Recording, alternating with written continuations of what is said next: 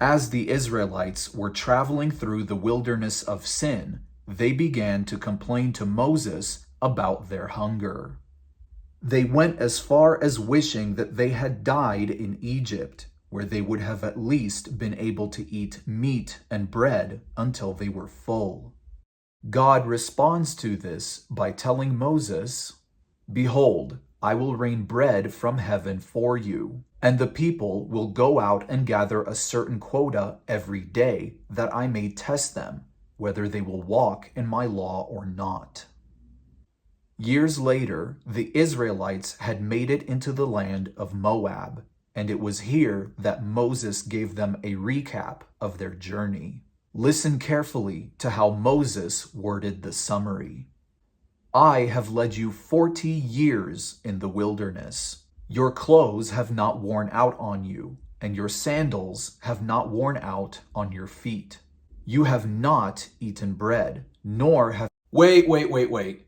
You have not eaten bread? God spoke directly to Moses himself and told him that he would rain bread from heaven for everyone. So why would Moses say that the Israelites did not eat any bread? One of the most intriguing qualities of the Hebrew language is that one word can mean many different things. In this case, the word that is used for bread in Exodus 16 verse 4 is lechem. Lechem not only means bread, but it is also a word that can be used for any kind of food.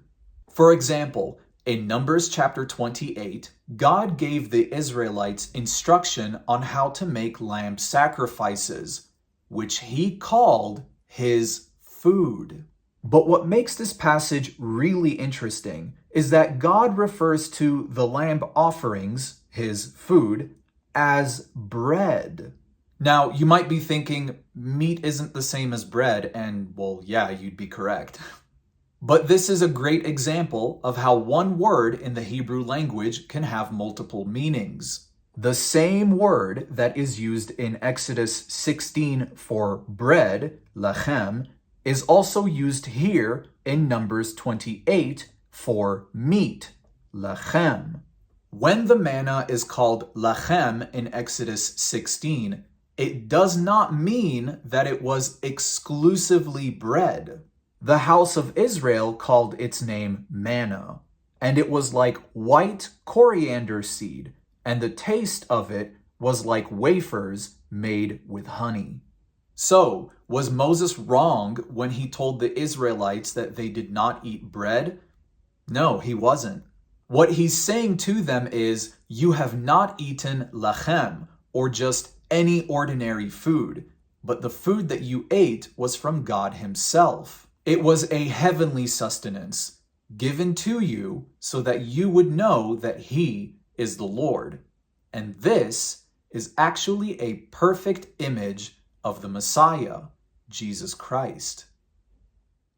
In John chapter 6, Jesus fed about 5,000 men with just 5 barley loaves and 2 small fish. Later in that same chapter, the same people that he fed find him again and ask him, "What sign will you perform then, that we may see it and believe you? What work will you do? Our fathers ate the manna in the desert, as it is written, he gave them bread from heaven to eat." Christ responds by saying, "Most assuredly, I say to you, Moses did not give you the bread from heaven, but my Father gives you the true bread from heaven. For the bread of God is he who comes down from heaven and gives life to the world. I am the bread of life. He who comes to me will never hunger, and he who believes in me will never thirst." In every one of these verses, the word bread translates to artos in Greek.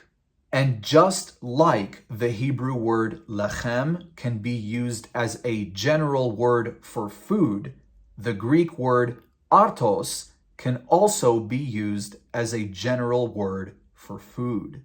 Moses told the Israelites that they did not eat lechem, or just any ordinary food, but their sustenance was given to them directly from God Himself. Likewise, Christ tells us, "Do not labor for the food which perishes, but for the food which endures to everlasting life, which the Son of Man will give you, because God the Father has set His seal on Him." As it turns out, this error that was spoken by Moses is actually one of the most valuable lessons we as Christians can ever learn. Moses and Jesus both teach us the same lesson. In the case of Moses, God humbled the Israelites and allowed them to go hungry so that He would feed them Himself with manna. In the case of Jesus, God humbles us and allows us to go spiritually hungry so that He would give us the true bread from heaven, His own Son, so that He might make us know that man does not live by bread alone, but man lives by every word that proceeds from the mouth of the Lord. Thanks for watching. Until next time, salam.